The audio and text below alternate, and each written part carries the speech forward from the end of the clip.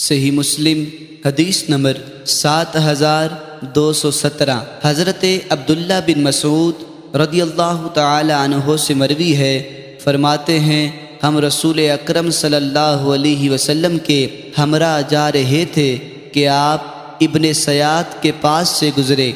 رسول اکرم صلی اللہ علیہ وسلم نے فرمایا